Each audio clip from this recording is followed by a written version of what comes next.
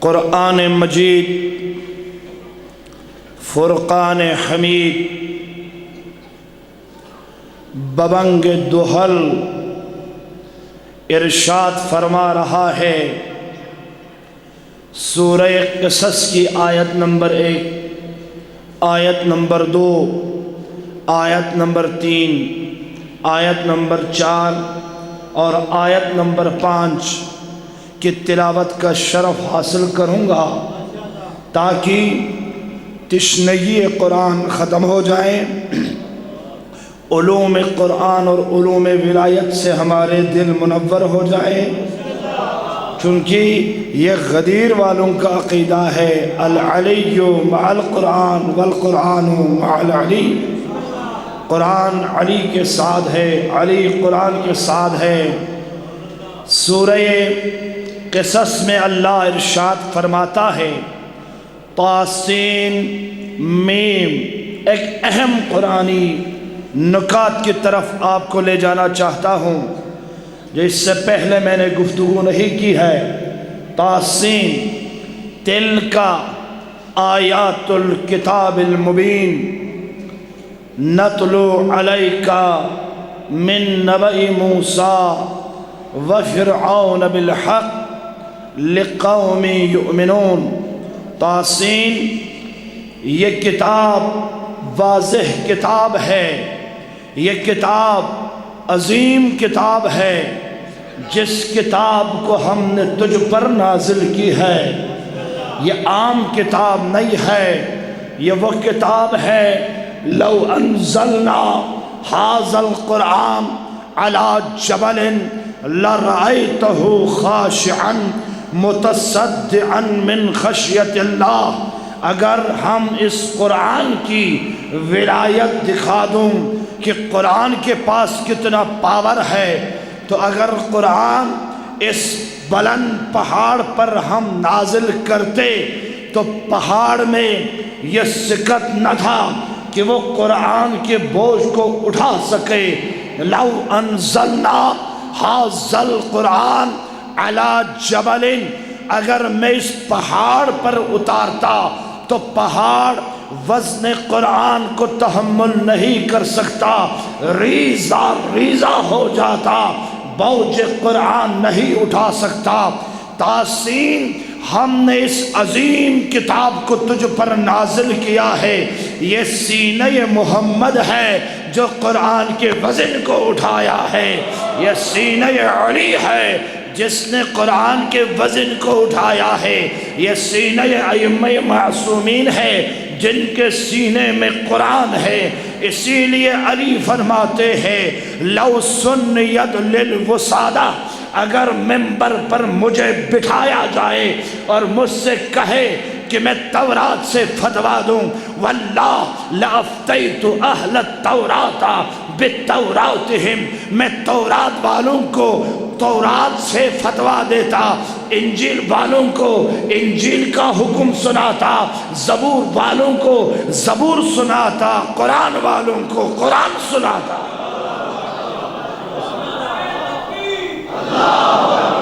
پوری طاقت سے ماشاءاللہ یا پوری طاقت سے جواب دینا رہا ہے حیدری۔ میں پورے قرآن کا فتویٰ قرآن سے سناؤں گا۔ یہی تو وجہ ہے ہم میرٹ کے بنا پر ولایت کو مانتے ہیں کہ علی کے پاس علم قرآن ہے، علی کے پاس علم نہج البلاغہ ہے، علی کے پاس تورات و انجیل و زبور ہے۔ قرآن فرماتا ہے ہم نے اس کتاب کو تجھ پر نازل کیا۔ ہمارے ائمہ معصومین کے پاس قرآن کے تمام علوم ہے۔ یہ جو تمہارے پاس قرآن ہے یہ ظاہر قرآن ہے، قرآن کا ایک معنی نہیں ہے، قرآن کا 70 معانی ہے۔ اب مولوی کے سمجھ میں نہیں آتا یہ 70 معانی کہاں پر ہے، اس لیے سمجھ میں نہیں آتا۔ تم نے دروازے مدینہ علم کے دروازے کو چھوڑ کر چور دروازے سے داخل ہوا۔ انا مدینۃ العلم وعلی بابها تم نے دروازے علم مدینہ کو چھوڑا، اس لیے سمجھ میں بھی نہیں آئے گا باطن قرآن، ظاہر قرآن، معانی قرآن، ناسخ قرآن، محکم قرآن، مدنی آیت کون سی ہے، مکی آیت کون سی ہے، فضا میں کون سی آیت اتری، دریا میں کون سی آیت نازل ہوئی، سمندر میں کون سی آیت اتری، فضا میں کون سی آیت اتری، کون سی آیت جنگ کی ہے، کون سی آیت نماز کی ہے، کون سی آیت زکوٰۃ کی ہے، کون سی آیت خمس کی ہے، کون سی آیت توحید ہے، کون سی آیت نبوت ہے، کون سی آیت میں قصص ہے، کون سی آیت میں آدم کا ذکر ہے، کون سی آیت میں یوسف کا ذکر ہے، کون سی آیت میں یعقوب ہے، کس آیت میں والدین کا ذکر ہے، کس آیت میں بچوں کا تذکرہ ہے، کس آیت میں موت کا ذکر ہے،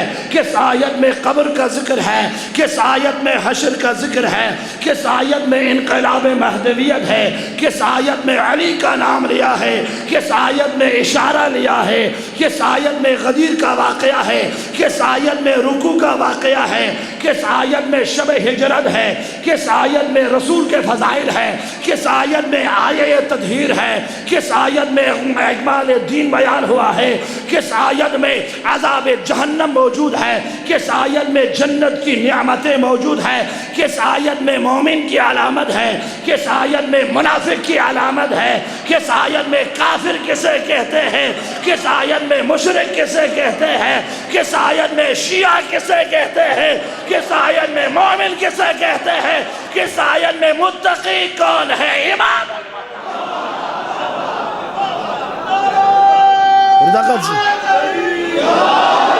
ہاتھوں کو بلند کر کے نعرہ حیدری۔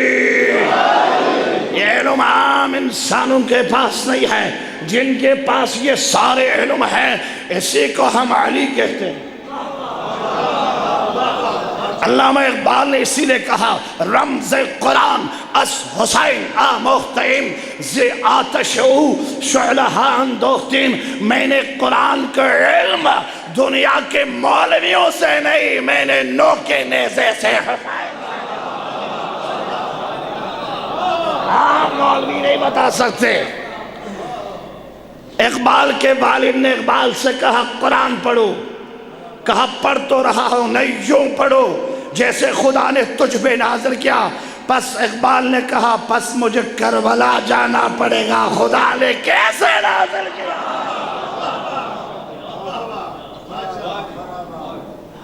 دنیا میں وہ مکتب جس کے زبان قرآن، جس کے فکر قرآن، جس کا وجود قرآن، جس کے ذہن قرآن، جس کے قلم قرآن، جس کی بینائی قرآن، وہ ایک مکتب ہے جسے مکتب تشیع کہا جاتا ہے۔ قرآن ہمارے پاس ہے، تمہارے پاس نقلی قرآن ہے، اصلی قرآن ہمارے پاس ہے۔ کہا مولوی صاحب نے غلط جملہ کہا، نہیں ابھی ثابت کروں گا، ابھی ثابت کروں گا۔ اگر آپ کو پیاس لگ جائے، توجہ چاہتا ہوں، قرآن تو یہی قرآن ہے، لیکن تم کہتے ہیں حسبنا کتاب اللہ، ہمارے لیے یہی کتاب کافی ہے۔ ہم کہتے ہیں اس کتاب کے ساتھ امام کتاب بھی پلس ہو تو کافی ہے۔ تو کہتے ہیں مولوی نے تو یہ بات غلط کہا۔ نہیں، اگر آپ کو پیاس لگ جائے، پورا مجمع سے سوال کرتا ہوں، 25 سال علوم قرآن کے مطالعے کی روشنی میں تفسیر طبرسی، تفسیر توسی، تفسیر المیدان، تفسیر تسنیم، تفسیر فرقان، تفسیر صافی، اہل سنت کی تفاسیر فخر رازی، ہر تفسیر کا مطالعہ کرنے کے بعد ایک سوال بلوال کے جوانوں سے ہے، آپ کے بزرگوں سے ہے، آپ کے بچوں سے ہے، آپ کے خواتین سے ہے، مجھے بتاؤ جب تمہیں پیاس لگ جائے تو ذہن میں سوچو پانی، پانی، کیا تمہاری پیاس بجھ جائے گی؟ بلوالا لو، کیا تمہاری پیاس پانی کے سوچنے سے بجھ جائے گی؟ ہاں یا نا میں جواب دو نا بھائی۔ اونچی آواز سے، پیاس نہیں بجھتا، پانی سوچو، پیاس نہیں بجھتا۔ پھر زبان سے کہو پانی، عربی میں الماء، انگلش میں واٹر، ہر زبان میں کہو ماں واٹر، ماں واٹر، تمہاری پیاس نہیں بجھے گی۔ سوچنے سے بھی پیاس بولو نہیں بجھتی، بولنے سے بھی پیاس نہیں بجھتی۔ 1000 دفعہ کہو پانی پانی پانی، پیاس رہ جائے گی۔ اب ایک مرحلہ رہا، سوچنے سے بھی پیاس نہیں بجھی، بولنے سے بھی پیاس نہیں بجھی۔ اب تم لکھو پانی پانی پانی، 1,00,000 مرتبہ پانی لکھو، کیا تمہاری پیاس بجھ جائے گی؟ یہ قرآن جو تمہارے پاس ہے اور ہمارے پاس ہے، یہ قرآن ذہنی ہے، قرآن لسانی ہے، اور لکھے ہے قرآن۔ جب قرآن لکھ دے تو پیاس نہیں بجھتا، جب غدیر میں دکھائے تو پیاس بجھتا۔ پیاس کب بجھتی ہے؟ جب گلاس میں پانی پیے، پریکٹیکلی طور پر میں پانی پیوں تب پیاس بجھتا ہے۔ قرآن مجسم ہو کر آنا پڑے گا، نہ کہنے سے ایمان تازہ ہوگا، نہ سوچنے سے تازہ ہوگا، نہ زبان سے تازہ ہوگا۔ جب تک قرآن سامنے نہ آئے، سامنے یا فاطمہ آئی ہے یا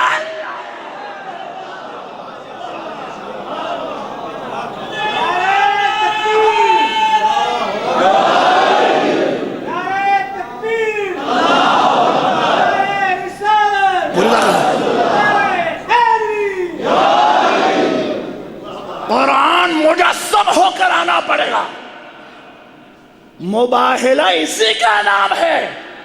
مباہلے میں جنگ نہیں ہے، کوئی لکھت پڑھت نہیں ہے، کوئی مناظرہ نہیں ہے، کوئی علمی گفتگو نہیں ہے، نہ توحید ہے، نہ نبوت ہے، نہ بات ہے، نہ تورات ہے، نہ انجیل ہے، نہ زبور ہے۔ محمد نے کہا میں آتا ہوں، علی کو لاتا ہوں، فاطمہ اور حسن حسین ابناءنا و ابناءکم و انفسنا و انفسکم و نساءنا و نساءکم ثم نبتہل فلعنت اللہ علی القوم الظالمین۔ یہ نہیں کہا ہم قرآن کو لے آتے، کہا ہم علی کو لے کے آئیں گے، فاطمہ کو لے کے آئیں گے، حسن حسین۔ جب نجران کے مولویوں نے دیکھا، رات کو اس نے اپنے قوم کے نام ایک لیٹر لکھا تھا، اگر کل محمد بڑے لوگوں کے ساتھ نکلے تو سمجھنا ان کے دین میں کوئی حقیقت نہیں ہے، اگر پنجتن آل ابا کے ساتھ نکلے تو ہوشیار، فاطمہ ہاتھ اٹھائے تو آسمان گر جائے گا۔ ہمیں جو کتاب میں لکھے ہے قرآن، اس سے ہماری پیاس نہیں بجھتی جب تک نو کے نیزے پر تلاوت نہ کرے۔ ہمیں وہ ہستی چاہیے جو اس قرآن کو جسم سے جدا ہونے کے بعد بھی تلاوت کرے۔ اب آئے سورہ تاسین کی آیت کی تلاوت کیوں کی؟ اس کا فلسفہ یہ ہے، تاسین ما تلک الکتاب المبین، ہم نے اس کتاب کو نازل کیا آپ پر، اس لیے نازل کیا کہ ہم نے اس قرآن میں فرعون اور موسیٰ کا واقعہ بیان کیا اور بتا دیا فرعون کون ہے، موسیٰ کون ہے۔ ان کے واقعات کو ہم نے اس قرآن میں لایا۔ امام صادق سے پوچھا کہ اس کا مطلب کیا ہے؟ ہم نے تجھ پر کتاب نازل کی، پھر ہم نے فرعون کا واقعہ بھی بتایا، پھر ہم نے موسیٰ کا واقعہ بھی بتایا۔ امام صادق نے فرمایا اس سے مراد موسیٰ سے مراد، اصحاب موسیٰ سے مراد علی کے شیعہ اور مومنین ہے، فرعون سے مراد سقیفہ اور شیطانی لشکر ہے۔ اسے کہتے ہیں تاویل آیا، اسے کہتے ہیں لا یعلم تفسیرہا، اس آیے کی تفسیر کو کوئی نہیں جانتا مگر وہ جانتے ہیں جس کے پاس وہ راسخون فی العلم، ان کے پاس علم ہے۔ کیوں میں نے قرآن کا سہارا لیا؟ اس لیے بات اتھینٹک ہو جائے، دنیا کے کوئی جوان کوئی لال یہ نہ کہہ سکے اس بات میں باطل ہے۔ انشاءاللہ تبلیغ کا سلسلہ بھی کروں گا۔ دوست کہتے ہیں کہ آپ لوگوں کو عمل کی طرح بھی بتائیں، ارے عمل یہی ہے، سب سے بڑا عمل علی کی ولایت ہے۔ آج تک دنیا پریشان ہے تو اسی وجہ سے پریشان ہے کہ علی کی ولایت کا خد و خال معلوم نہیں ہے۔ سلمان فارسی کہتا ہے اگر لوگوں کو پتا چلے کہ ولایت علی میں کیا ہے تو پرندوں کو بلاتے تو پرندہ آ جاتے، سمندر سے مچھلی بلاتے تو مچھلی آ جاتے۔ یہیں پہ آ کر تو دودھ کے دودھ اور پانی کے پانی ہو گیا۔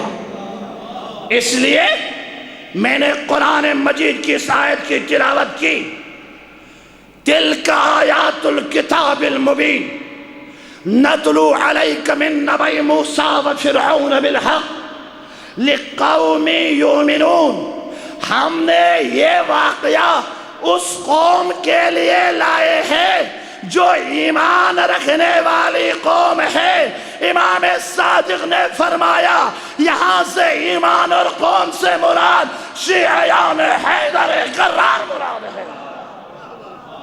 تو پتا چلا یہ سورت تمہارے شان میں نازل ہو گئے ہیں، آپ کے لیے ہے۔ ان فرعون علا فی الارض، فرعون نے زمین پر فساد پھیلایا، وجعل اہلہا شیعا یستضعف طائفة منہم یذبح ابناءہم ویستحیی نساءہم انہو کان من المفسدین، اس نے بڑا فساد پھیلایا۔ پھر امام نے اس آیے کی تلاوت کی، وَنُرِيدُ أَن نَّمُنَّ عَلَى الَّذِينَ اسْتُضْعِفُوا فِي الْأَرْضِ وَنَجْعَلَهُمْ أَئِمَّةً وَنَجْعَلَهُمُ الْوَارِثِينَ فَقَالَ لِلَّذِي بُعِثْتُ مُحَمَّدًا بِالْحَقِّ بَشِيرًا وَنَذِيرًا لَأَنَّ إِنَّ الْأَبْرَارَ، خدا کی قسم، اس محمد کی قسم جس کو خدا نے نذیر بنایا بشیر بنایا۔ اس آیے میں ابرار سے مراد ہم آل محمد ہے، موسیٰ سے مراد ہمارا شیعہ ہے، فرعون سے مراد منافقین ہے جس نے غدیر کو تسلیم نہیں کیا، جس نے غدیر کو تسلیم نہیں کیا۔ اب موضوع کو آگے بڑھاتا ہوں۔ یہ جھگڑا فقط دنیا میں نہیں ہے کہ ہم دنیا میں غدیر کو ثابت کریں اور ہم میں ولایت علی کو ثابت کریں اور ایک دوسرے کے خلاف ہم شیطان، لشکر شیطان اور لشکر حزب اللہ کا یہ جنگ جاری رہے۔ یہ جنگ قیامت کے بعد بھی جاری رہے گی۔ نعرہ حیدری! آج میں چاہتا ہوں جہنمی اور جنتیوں کے بارے میں جو گفتگو ہوں گے وہ قرآن کی آیات کے ذریعے آپ تک پہنچاؤ۔ تیار ہے سننے کے لیے؟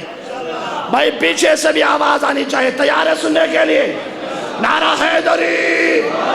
نہیں یہ کافی نہیں ہے، آپ کی آواز جانی چاہیے۔ ہمارے گور ذاکر کو کل گجرات سے گرفتار کیا ہے، یہ نون لیگ کی حکومت ہے۔ میں یہیں سے اعلان کرنا چاہتا ہوں اگر علماء اور ذاکرین کو ہم پر گرفتار کرنے کا سلسلہ جاری رہے، کراچی سے بھی شروع ہو رہا ہے، تو یہ بتا دے عاشورہ کا جلوس جب روڈ پہ نکلے گا کوئی یزید اس طوفان کو نہیں بچا سکتا۔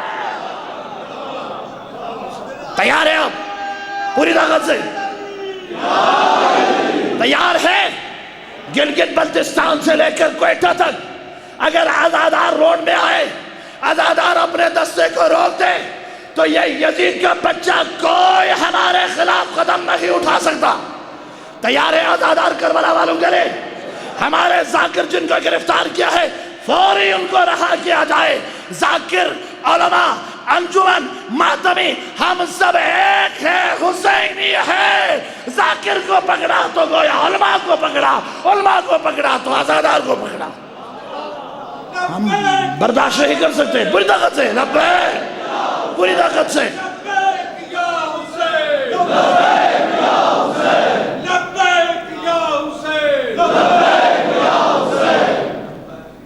اب یہ سلسلہ قرآن مجید سورہ اعراف کی 48ویں آیت کہتی ہے یہ منافقین اور مومنین کا جھگڑا جہنم اور جنت میں جانے کے بعد بھی جھگڑا رہ جائے گا۔ واہ واہ واہ واہ، اس کا مطلب کیا ہوا؟ قرآن کی آیت سنیں، وَإِذَا صُرِفَتْ أَبْصَارُهُمْ تِلْقَاءَ أَصْحَابِ النَّارِ قَالُوا رَبَّنَا لَا تَجْعَلْنَا مَعَ الْقَوْمِ الظَّالِمِينَ۔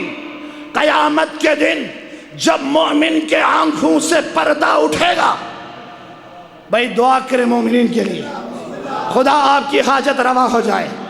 اور میرے دوست اسد بھائی نے اٹلی سے بھی فون کیا ہے کہ ان کے لیے دعا کرے، خدا ان کی حاجت بھی روا ہو جائے، آپ سب مومنین کی حاجت روا ہو جائے۔ اونچی آواز سے درود بھیجے محمد والا۔ آپ پریشان نہ ہو جائے، جب آپ اہل ایمان ہیں تو یہ جھگڑا رہے گا، تو اس جھگڑے میں پریشان نہ ہو جائے۔ آدم کی خلقت کے بعد سے یہ جھگڑا شروع ہوا ہے اور غدیر تک یہ جھگڑا رہا۔ غدیر سے شروع ہوا کربلا تک، کربلا سے مہدویہ تک، مہدویہ سے قیامت تک۔ ورنہ پتہ کیسے چلے گا شیطان کون ہے، مومن کون ہے، ابلیس کون ہے، اہل ایمان کون ہے؟ جب جھگڑا رہے گا تو پتہ چلے گا۔ حق اور باطل کا جھگڑا آدم کے دو بیٹوں سے شروع ہو گیا، قابل اور حابل سے شروع ہوا۔ جب مومنین قیامت کے منظر کو دیکھیں گے تو ایک دعا کریں گے، ہاتھوں کو بلند کر کے کہیں گے ربنا لا تجعلنا مع قوم الظالمین، ہمیں ان ظالموں میں قرار نہ دے جو اس وقت جہنم کے عذاب کے مزہ چکھ رہا ہے۔ اس وقت ایک پردہ نصب کیا جائے گا، آٹومیٹک پردہ ہوگا، ٹیکنالوجی سے بھرپور پردہ ہوگا۔ پردہ یوں ہوگا، پردہ اتنا باریک ہے، جہنمی جنتی کو دیکھیں گے اور جنتی بھی جہنم کے کنارے رات کو کھانا کھانے کے بعد واک کرنے جائیں گے تاکہ پتہ چلے ابو سفیان اور ابو جہل کیا کر رہے ہیں جہنم میں۔ حیدری، یہ تو میں نے بڑے احتیاط سے ابو سفیان کا نام لیا ہے، بڑے احتیاط سے ابو جہل کا نام لیا ہے، ورنہ میرے پاس اور بھی بڑے نام ہیں جن کو لینا مناسب نہیں سمجھتا، اشارہ کر کے گزر جاؤں گا۔ امام رضا نے فرمایا غدیر کا مسئلہ آدم کے سجدے کا مسئلہ ہے، جس نے آدم کو سجدہ کیا وہ فرشتہ بن گیا، جس نے آدم کو سجدہ نہ کیا وہ ابلیس بن گیا، جس نے علی کی ولایت کو قبول کیا وہ فرشتوں سے افضل ہوا، جس نے ولایت کا انکار کیا وہ ابلیس سے بدتر ہو گیا۔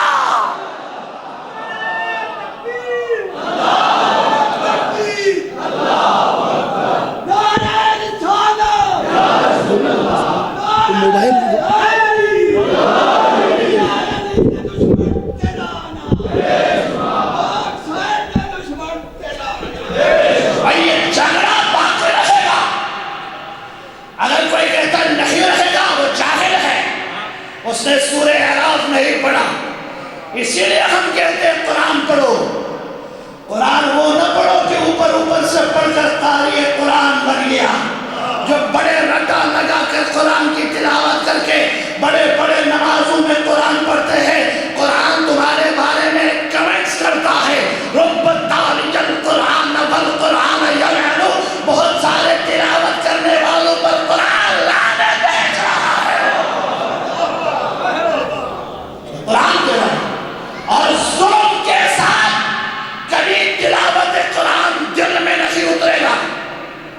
مولانا صاحب آپ کہاں سے کہہ رہے ہیں؟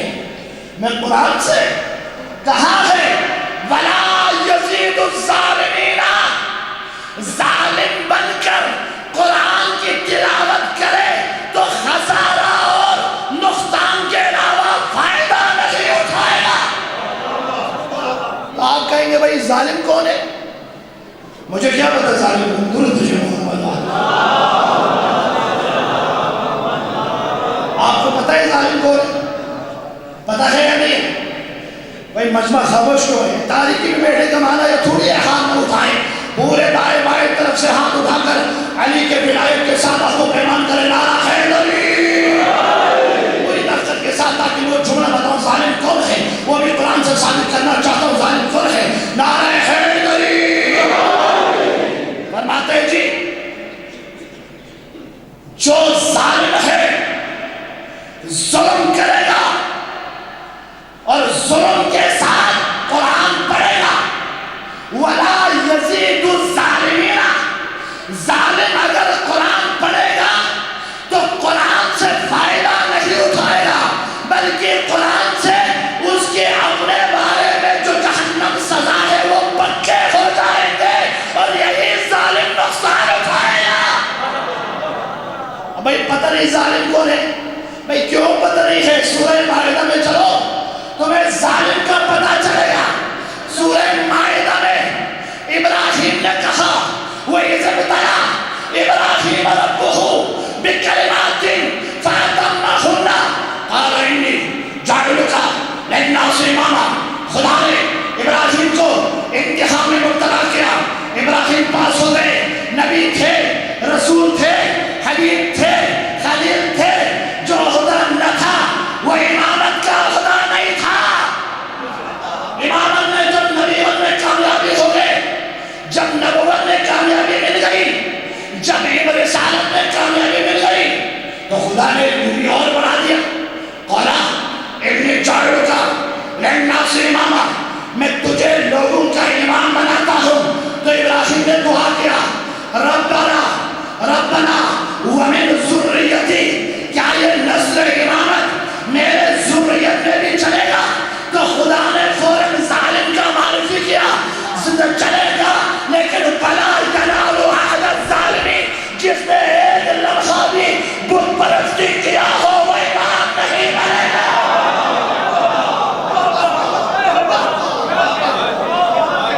ظالم کون ہے؟ ظالم وہ ہے جو امام نہیں بن سکتا, اور امام بھی نہ بنے اور امام کے قمیص کو پہننے کی کوشش بھی کرے.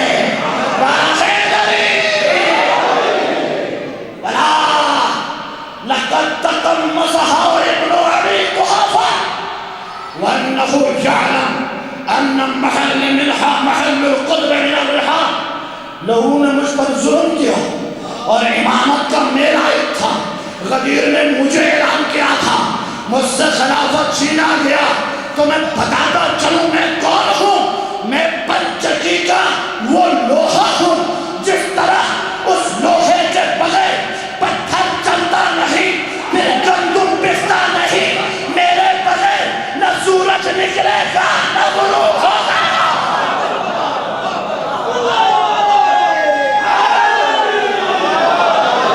میں پورا مجمع ہاتھ اٹھائے, میں بہت کہ میری اجازت سے سورج شروع ہوگا, میری اجازت سے غروب ہوگا, میں کہوں تو دن ہوگا, میں کہوں تو رات ہوگا, میں کہوں تو مرے گا, میں کہوں تو اٹھے گا. قیامت خدا نے میرے ہاتھ میں دی ہے, میں ہوں ابو طالب کا بیٹا.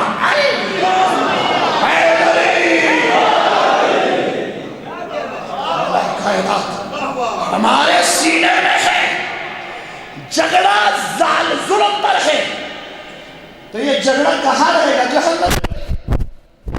جو بھی جنت میں جائے گا نا, کھانا پینے کے بعد جہنمیوں کے خبر لینے کے لیے بڑا مزہ آئے گا. امام صادق نے فرمایا بھائی چہرہ کھلنا چاہے کھلے, میں فضائل بھی پڑھ رہا ہوں, پیغام بھی دے رہا ہوں, لیکن پیغام میرے خطابت کے درمیان میں باریک نکات کی شکل میں ہے۔ پریشان نہ ہو جائیں۔ ایک غریب شیعہ غریب بن کر چہرے بڑے بگاڑ کر امام کے پاس آئے۔ امام نے کہا کیا ہوا؟ مولا مت پوچھ، کہیں وہ سرگودا کا تو نہیں تھا؟ نعرہ حیدری، پیچھے سے یہ ہاتھ نبی نعرہ حیدری۔ کوئی اگر غریب سمجھے نا، شیعہ غریب ہونا زیادہ فائدہ مند ہے۔ امام فرماتے ہیں ہمارا غریب شیعہ بھی ہمارا ہے، ہمارا امیر شیعہ پیسہ والا شیعہ بھی ہمارا ہے، لیکن ایک فرق ہے ان دونوں شیعوں میں۔ غریب شیعہ جلدی ویزا لے کر 50,000 سال پہلے امیر شیعہ سے جنت میں جائے گا۔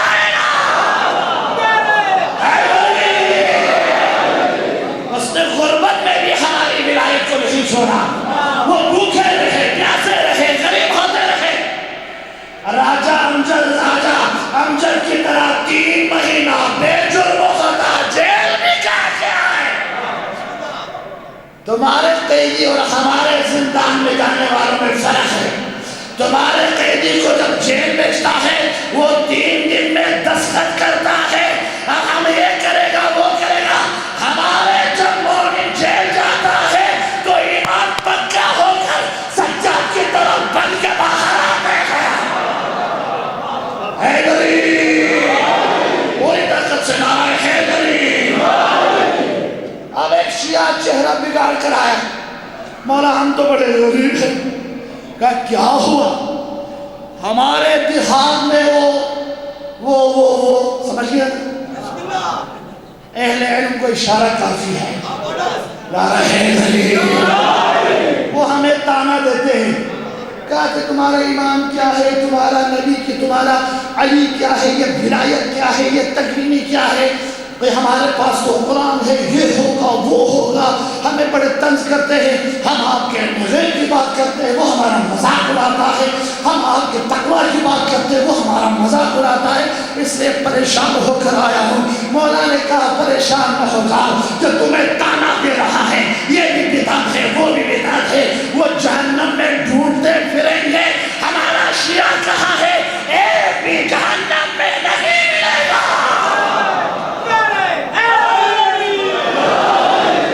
کوئی بھی جہنم میں نہیں ملے گا، لیکن جہنم کے کنارے جا کر ہمیں بڑا مزہ آئے گا۔ کیوں؟ ہم وہاں ہر ناصری کو وہاں دیکھیں گے۔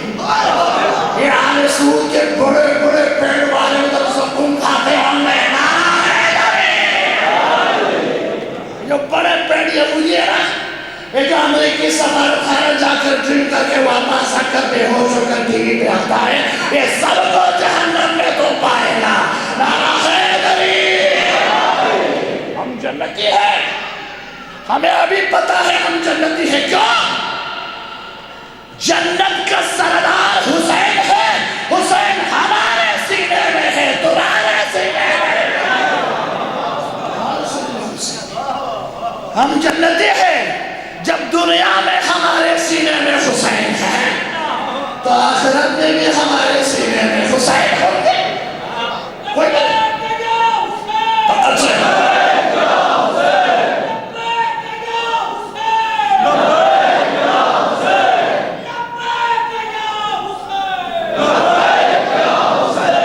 ونادى أصحاب الأعراف رجالا يعرفونهم بسیماہم، جو رجال ہوں گے نا، جو علی کے شیعوں کو دیکھنے کے لیے اس پہاڑ پر چڑھ کر قیامت میں دیکھیں گے کہ ہمارے ممالک کہاں سے آ رہے ہیں، تو امام نے فرمایا سورہ اعراف میں یہ رجال جو کہا ہے ہم آل محمد ہیں، ہم دیکھیں گے سرگودا سے کتنے بندے آ رہے ہیں، بلوال سے کتنے آ رہے ہیں، کراچی سے کتنے آ رہے ہیں، افریقہ سے کتنے آ رہے ہیں۔ جب سارے ماننے والوں کو حوض کوثر پر جمع کرے گا تو وہ 2 نمبر لوگ بھی آنا شروع کریں گے، وہ بھی آ کر اصحاب رجال کے ارد گرد گھومنا شروع کریں گے، تو فرشتے تمانچہ کھلا کھلا کر بھگا دیں گے اور علی حوض کوثر پر بیٹھیں گے۔ ایک لاٹھی ہوگا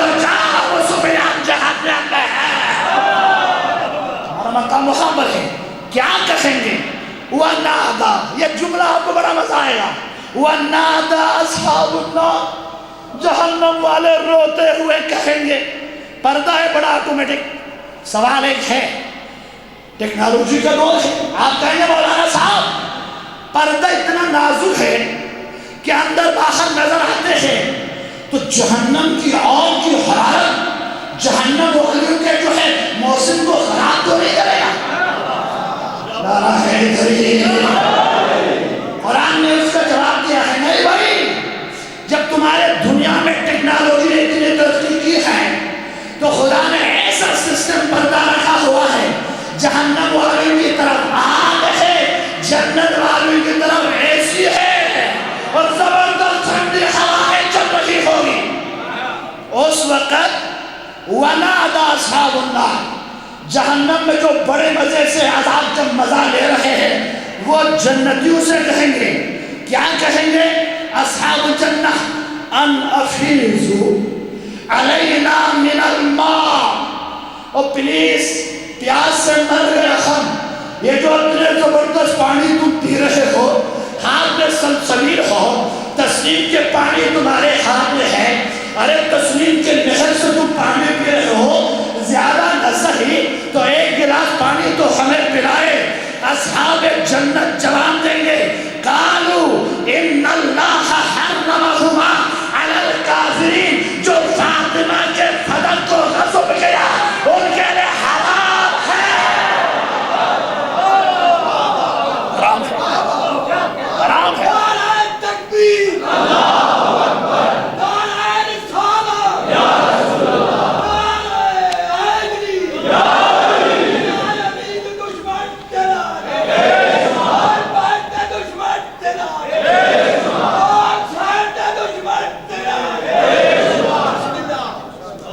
بس یہ جو ڈسکس ہے یہ رہ گیا۔ 9:44 ہو گئے، انشاءاللہ کسی اور وقت بڑی محنت کے ساتھ اہل سنت اور اہل تشیع کی کتابوں کا مطالعہ کر کے اتھینٹک آیات قرآن آپ کے سامنے پیش کر رہا ہوں، تاکہ عزاداروں کا دل سکون ہو کر فرش عزا سے اٹھ کر جائے اور اس علم کو سکون سے چومے، ذوالجلال کو سکون سے مس کرے اور تابوت کو سکون سے چومے۔ یہ کوئی بدعت نہیں ہے، یہ سب سنت موسیٰ و عیسیٰ ہے، نبیوں نے عیسیٰ کیا ہے، یہ تابوت کا سلسلہ ہم نے نہیں کیا، یہ بنی اسرائیل کے دور میں۔ سورہ بقرہ تو پڑھو، اسی لیے میں کہتا ہوں عبادت پڑھنے والے تم جاہل ہوتے ہو، صادق آل محمد کے ماننے والوں کی طرف پڑھو تو عالم بن جاؤ گے۔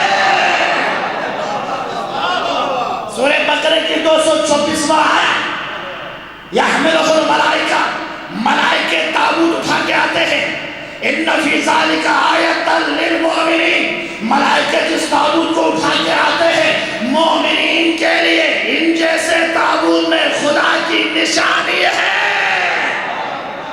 صفا و مروہ میں فقط نشانی نہیں ہے، تابوت میں بھی نشانی ہے۔ کیا ہے؟ تو اہل سنت کی فخر رازی نے اپنے کتاب میں لکھا ہے، یہ جو شیعہ امام حسین کا تابوت اٹھاتا ہے اس کے اندر تو لکڑی ہے، اوپر کپڑا ہے۔ اور بیوقوف، ہم نے کب کہا لکڑی نہیں ہے کپڑا ہے؟ ہم بھی کہتے ہیں جو قمیص یوسف نے بھیجا تھا وہ کپڑا تھا، جو موسیٰ کی عصا تھی وہ لکڑی ہے۔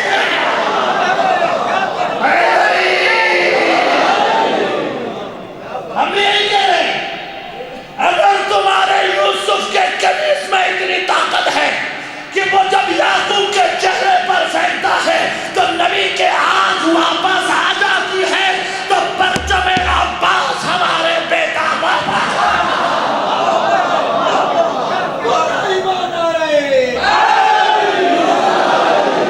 یہ سلجنا بدعت ہے۔ تمہارے باپ نے کہا یہ سلجنا بدعت ہے، تمہیں بدعت نظر آ رہا ہے؟ سورہ عادیات کی تلاوت کرو تو جس گھوڑے سے تم نفرت کرتے ہیں، خدا جس نے تجھے بنایا ہے، والعادیات ضبحا، قسم ہے گھوڑوں کے باپوں کے، یہ قسم کھانے والا خدا ہے تو بدعت پھیلانے والا بھی خدا ہے۔ اگر یہ بدعت ہے تو یہ بدعت خدا نے پھیلایا۔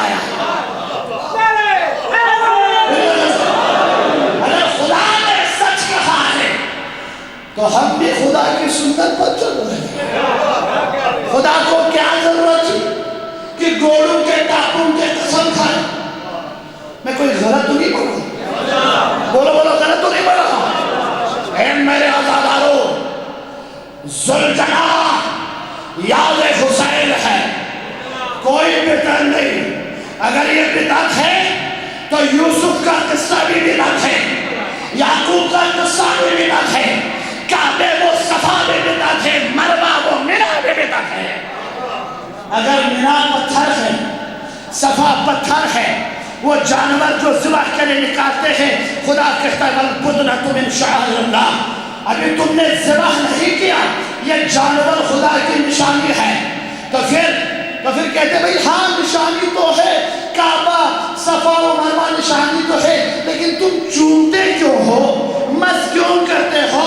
بھئی ہم بھی یہی قرآن سے پوچھتے ہیں کہ قرآن کو اتنا کہنا چاہیے تھا یہ نشانی ہے، لیکن قرآن نے آگے کہا وَمَن يُعَظِّمْ شَعَائِرَ اللَّهِ فَإِنَّهَا مِن تَقْوَى الْقُلُوبِ، جو صفا اور مروہ کو تعظیم کرے گا، چومے گا، یہی متقین کی علامت ہے۔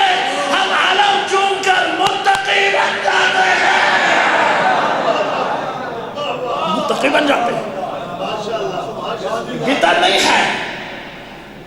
یوسف کا ایک بھائی تھا بنیامین، کہا یوسف کہ ماں سے یہی ایک بھائی تھا، یوسف نے پہچان لیا یہ میرا چھوٹا بھائی، سینے سے لگایا، باقی بھائیوں کو بھیج دیا، کہا بھیا تم نے شادی کی؟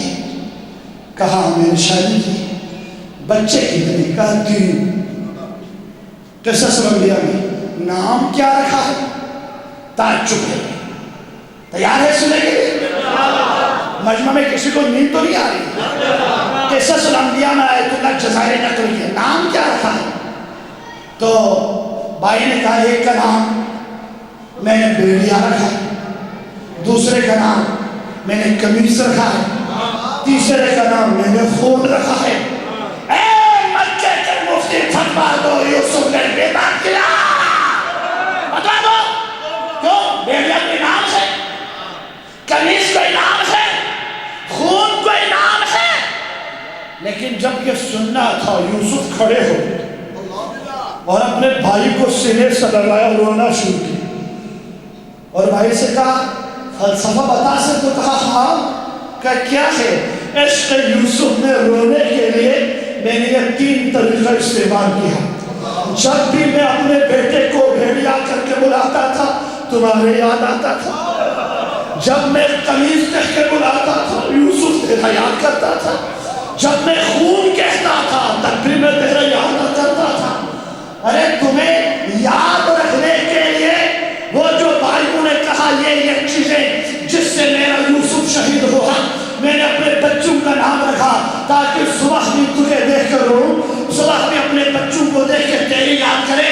ہم ذوالجلال کو یہ چومتے ہیں، اس لیے اس کو ہم ثواب سمجھتے ہیں۔ یہ وہی ذوالجلال ہے جس نے حسین کو گرنے نہیں دیا۔ ہم یاد کرتے ہیں اس ذوالجلال کی اور علم کو یاد کرتے ہیں، اس لیے یہ وہی علم ہے۔ جب دائیں ہاتھ کٹ گئے تو بائیں ہاتھ میں اٹھائے، جب بائیں کٹ گئے تو سینے سے لگایا۔ یہ علم اس علم کی یاد ہے، یہ گھوڑا اس گھوڑے کی یاد ہے۔ یہ بدعت کہاں سے ہوا؟ کیوں؟ حسین کی ذات تغایرت۔ بس ایک فارمولہ بیان کر کے میں مسائل شروع کروں گا، علماء بھی بیٹھے ہوئے ہیں۔ اذا تغایرت النسبت تغایرت الحکم، جب نسبت تبدیل ہو جاتی ہے تو حکم بھی تبدیل ہو جاتا ہے۔ جاؤ بلوار کی بازار میں ایک ریڑھا والے سے 2 اینٹ خرید کے لاؤ، 2 اینٹ خرید کے لاؤ، ایک اینٹ مسجد میں رکھو اور ایک اینٹ واش روم میں رکھے۔ جو اینٹ تم نے مسجد میں رکھا اب تمہاری ملکیت ختم، یا اب مسجد کی ملکیت میں آ گئی۔ نجس کرنا حرام، اٹھانا حرام، گندہ کرنا حرام، اس پر بغیر باقی نہیں ہے، جو نسبت بدل گیا، یہ عید مسجد پر آ گیا، اللہ کے نام پر آ گیا، حکم بھی بدل گیا، اب وہ ریڑا والا ہی نہیں ہے، لیکن جو تم نے باتھ روم میں رکھا اس کو نجس بھی کرے، اٹھا کے لے جائے، باہر پھینکے، تمہاری مرضی ہے۔ یہی تو ہم کہتے ہیں، جب یہ کپڑا تھا تو یہ کپڑا تھا، جب امام بارگاہ میں آیا تو یہ علم ہے، کپڑا نہیں ہے، کپڑا نہیں ہے۔ یہ آیت اللہ جوادی عمری فرماتے ہیں، آغا جوادی کہتے ہیں تم یہ سیاہ کپڑے جو حسین کے غم میں پہن کے آتے ہو، اس کی بڑی قیمت ہے۔ قیمت کیوں بنتی ہے؟ اس لیے قیمت بنتی ہے بھائی، ڈگری کی قیمت کیوں ہے؟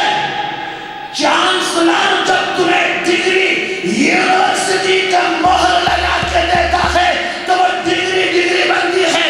یہ سیاہ کپڑے کی اہمیت کیوں ہے؟ اس لیے جب گھر سے سیاہ کپڑے پہن کے نکلتے ہیں تو فاطمہ دعا دیتی ہے، زہرا دعا کرتی ہے، جب زہرا دعا کرتی ہے تو سند بن جاتے ہیں، جب سند بن جاتا ہے تو خدا کو اس کپڑے سے محبت ہے، اب اس کی نسبت حسین سے۔ بس میں نے فضائل ختم کیا۔ حبیب ابن مظاہر کوفے کی بازار میں کھڑے تھے، سلام حبیب پر، حبیب کے علم پر، حبیب کے تقوی پر، حبیب کی بصیرت پر۔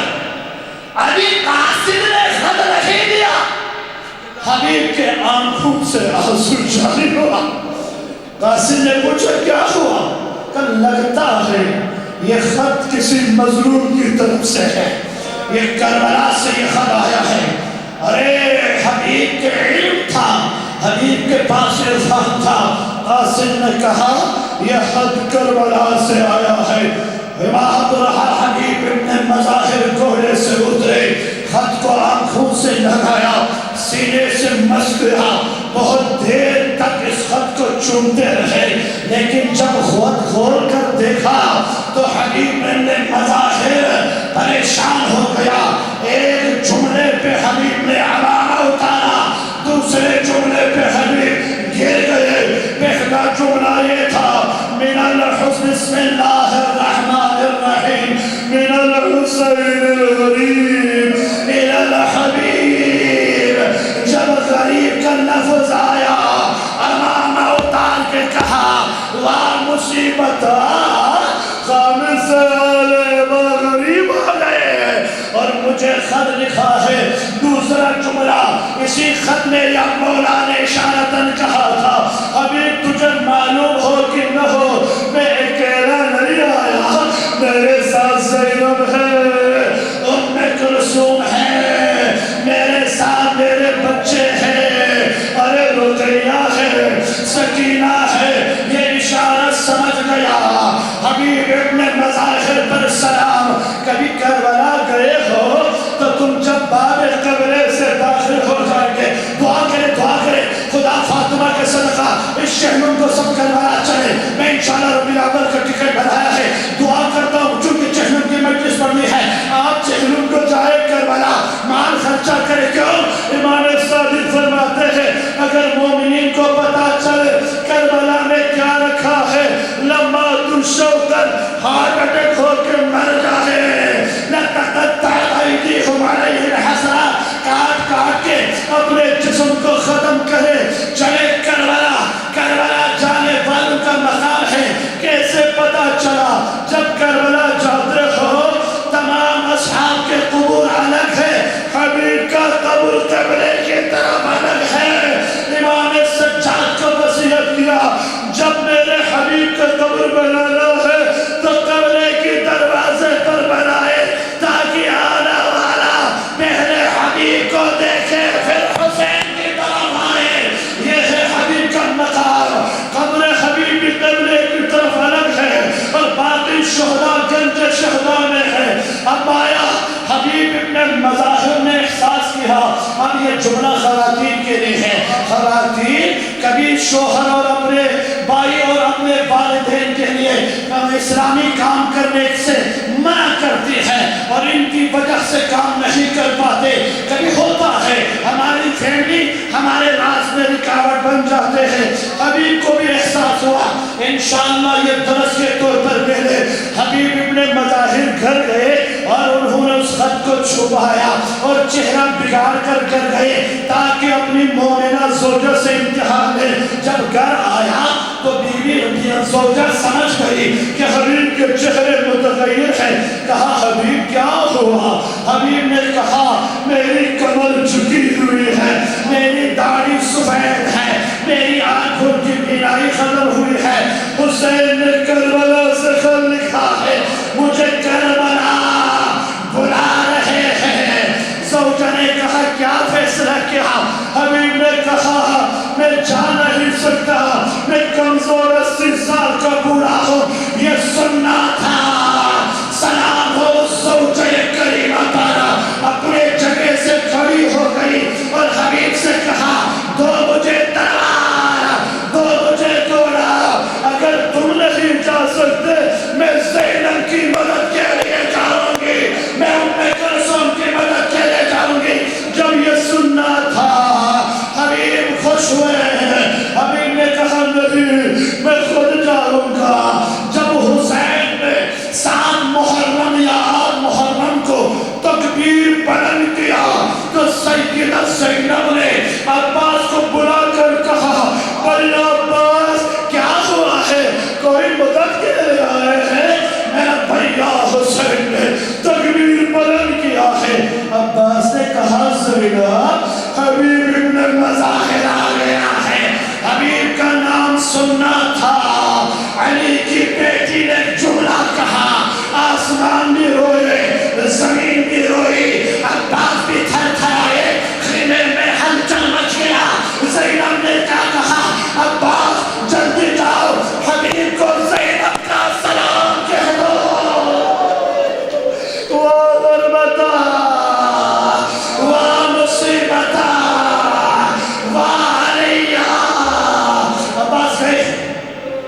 عباس گئے حبیب کے پاس. حبیب سے کہا حبیب پتہ ہے کیا ہوا ہے؟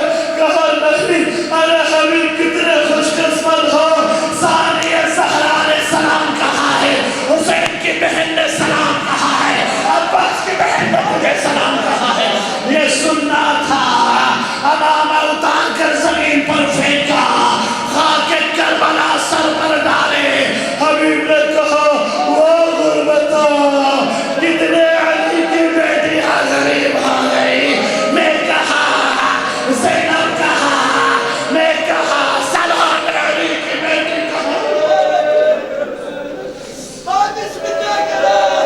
یہی وجہ ہے اللہ اکبر بڑا مقام تھا حبیب کا. کیوں مقام تھا؟ حسین کا بچپن کا دوست تھا حبیب. حبیب کو حسین نے خدا سے مانگ کر لیا تھا. بس آخری جملہ امام زمان کی خدمت میں معذرت چاہتا ہوں. یہ جملہ کہتے ہوئے یہ پروار کے شہداء کے نام, آپ کے مرحومین کے نام یہ جملہ ہدیہ کرنا چاہتا ہوں. پیغمبر مدینے کی گلیوں سے گزر رہے تھے. اصحاب کو یہ عادت تھا کہ کبھی پیغمبر حسین کو اٹھا کے چومتے, کبھی حسن کو اٹھا کے, لیکن پیغمبر کبھی مدینے کی گلیوں میں ایک اور چھوٹے بچے کو پکڑتا تھا, اسے سینے سے لگاتا تھا. کبھی اس کے پیشانی کو چومتے تھے, کبھی اس کے چہرے کو چومتے تھے, کبھی اس کے بالوں کو چومتے تھے. اصحاب نے کہا اس بچے کا نام کیا ہے؟ تو پیغمبر نے فرمایا اسے حبیب ابن مظاہر کہتے ہیں. یا رسول اللہ یہ جملہ ہے میرے طرف سے ہدیہ. امام صاحب معاف کرنا, یہ ہے میرے مقام, حسین کا مقام. یا رسول اللہ اس بچے کی خصوصیت کیا ہے؟ عزادارو اس سے تمہارے مقام کا پتہ چلتا ہے. تم جو گھروں سے نکل کر فرش عزا پر آتے ہو, اب یہ جملہ تمہارے لیے ہدیہ